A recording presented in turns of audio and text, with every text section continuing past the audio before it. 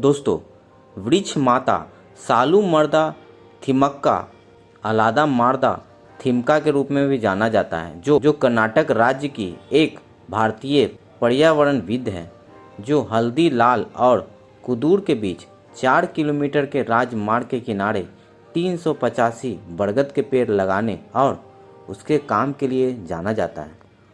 उन्होंने कोई औपचारिक शिक्षा नहीं ली और एक नींव खदान में एक आकस्मिक मजदूर के रूप में काम किया। उनके काम को भारत के राष्ट्रीय नागरिक पुरस्कार से सम्मानित किया गया है। उनके काम को भारत सरकार द्वारा मान्यता दी गई थी और उन्हें 2019 में पद्मश्री से भी सम्मानित किया गया। उनके नाम पर लॉस एंजलिस और ओकलैंड कैलिफोर्निया में स्थित एक अमेरिकी पर्यावरण संगठन, जिसे Thimmakka resources of environment education कहा जाता है। दोस्तों, थिमक्का का जन्म कर्नाटक के तुमकुरू जिले के गुब्बी तालुक में हुआ था।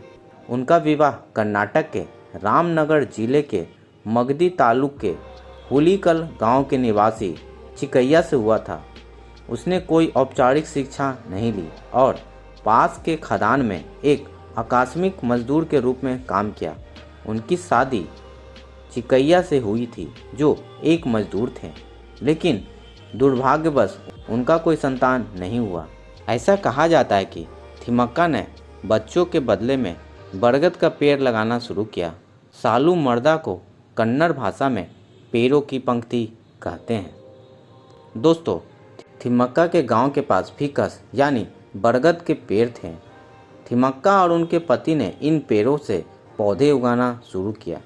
पहले साल में 10 पौधे लगाए और उन्हें कुदूर के पड़ोसी गांव के पास 5 किलोमीटर की दूरी पर लगाया गया था। वहीं दूसरे वर्ष में 15 पौधे लगाए गए और तीसरे वर्ष में 20 पौधे लगाए गए। उसने इन पौधों को लगाने के लिए अपने स्वयं के अल्प संसाधनों का उपयोग किया। यह दंपति 4 किलोमीटर की दूरी तक पौधारोपण करने के लिए 4 पालियों में पानी भरता था। कांटेदार झाड़ियों से बाड़ लगाकर उन्हें मवेशियों को चराने से भी बचाता था। पौधे ज़्यादातर मानसून के मौसम में लगाए जाते थे ताकि उनके बढ़ने के लिए पर्याप्त वर्षा जल उपलब्ध हो सके। उन्होंने कुल मिलाकर 384 पेड़ लगाए थे और उनकी संपत्ति का मूल्य लगभग 15 लाख रुपए लगाया गया था।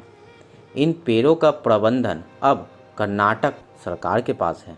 वहीं सालू मर्दा थिमक्का को अब तक कई पुरस्कारों से सम्मानित किया जा चुका है। वहीं थिमक्का के पति की 1991 में मृत्यु हो गई। आज थिमक्का भारत में कई नवीकरण कार्यक्रमों के लिए आमंत्रित किया जाता है।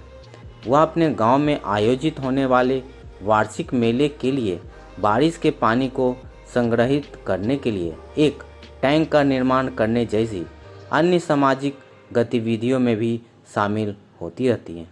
उन्होंने अपने पति की याद में अपने गांव में एक अस्पताल बनाने का भी सपना देखा है और इस उद्देश्य के लिए एक ट्रस्ट की भी स्थापना की गई है।